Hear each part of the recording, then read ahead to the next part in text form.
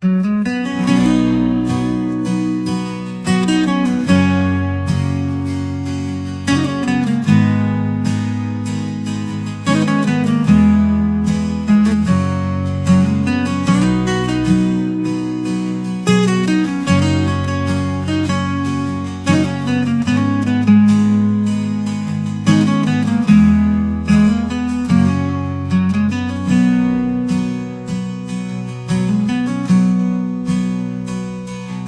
đam mê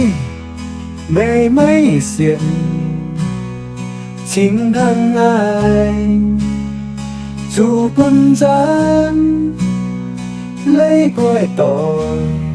nhưng trên lệ gọi mê mấy xiên nghĩa chính dù thân ai dù tao thơm mày nhân trên nghĩa nhỏ muôn cầu thua muôn cầu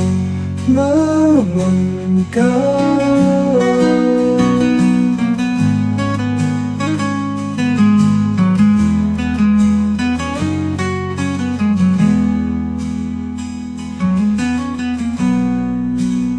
mày mày xin nghĩa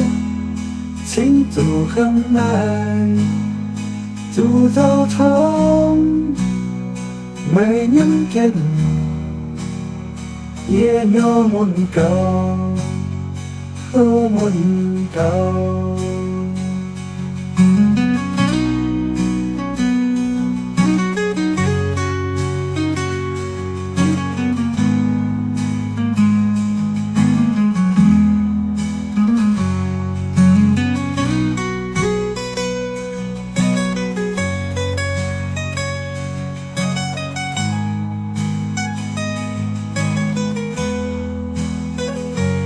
nghĩa đam mê